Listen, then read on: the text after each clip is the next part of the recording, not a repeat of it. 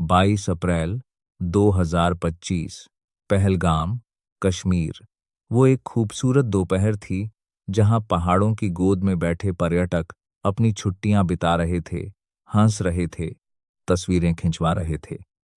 किसी को अंदाजा नहीं था कि कुछ ही पलों में यह घाटी खून से लाल होने वाली है।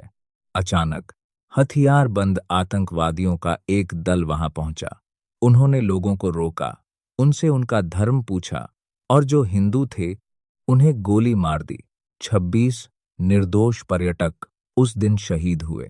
ये कोई आम हमला नहीं था, यह भारत को अंदर से तोड़ने की एक सोची समझी साजिश थी। और इस साजिश के तार सीधे पाकिस्तान से जुड़े थे। पूरा देश दहल गया। माताओं ने अपने बेटे खोए, पत्नियों की मांग का सिंदूर उजड़ गया। लेकिन इस बार भारत ने सिर्फ निंदा नहीं की, इस बार भारत ने जवाब देने की ठानी। यह भारत का सबसे साहसी और निर्णायक सैन्य अभियान बनने वाला था। 1971 के बाद पहली बार भारत ने पाकिस्तान की धरती पर सीधा प्रहार किया। 7 मई 2025 रात के 1:05, जब पूरा पाकिस्तान सो रहा था, तब भारत के रणनीतिकार जाग रहे थे। आसमान में एक अलग तरह की हलचल शुरू हुई। भारतीय वायुसेना ने डिकॉय ड्रोन और एंटी रेडिएशन ड्रोन जैसे हरोप के साथ 7 ब्रह्मोस क्रूज मिसाइलें, स्कैल्प मिसाइलें और इजरायली मूल की क्रिस्टल मेज और रैम्पेज मिसाइलें एक साथ दागीं। महज 23 मिनट में रात 1:05 से 1:28 के बीच भारत ने पाकिस्तान और पाक अधिकृत कश्मीर में 9 आतंकी ठिकानों को तबाह कर दिया।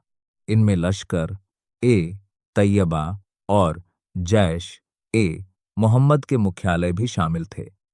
वही संगठन जो दशकों से भारत के खिलाफ खून की होली खेलते आए थे। इस ऑपरेशन का नेतृत्व किया विंग कमांडर व्योमिका सिंह और कर्नल सोफिया कुरैशी ने। 2 भारतीय महिला अधिकारियों ने दुनिया को दिखाया कि भारत की ताकत सिर्फ तोपों में नहीं, उसके इरादों में भी है। स्क्रिप्ट ऑपरेशन का नाम था सिंदूर।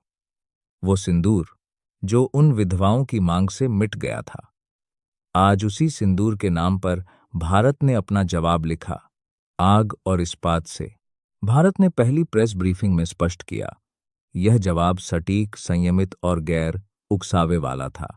निशाना सिर्फ आतंकी बुनियादी ढांचा था, आम नागरिक नहीं। लेकिन पाकिस्तान चुप नहीं रहा। अगले कुछ दिनों में पाकिस्तान ने ड्रोन और गोलाबारी से भारत के धार्मिक स्थलों को निशाना बनाया।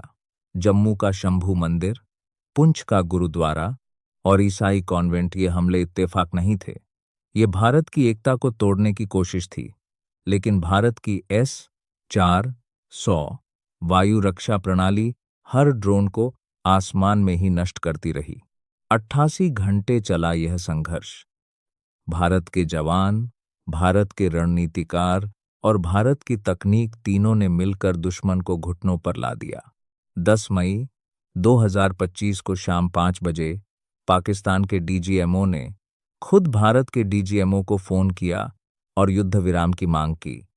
दोनों देशों ने थल, वायु और जल तीनों मोर्चों पर युद्ध विराम की घोषणा की। पाकिस्तान झुक गया था। ऑपरेशन सिंदूर ने सिर्फ आतंकी ठिकानों को नहीं तोड़ा, इसने भारत का एक नया सिद्धांत दुनिया के सामने रखा। अब भारत सीमा पार के आतंकवाद का जवाब सीमा पार जाकर देगा।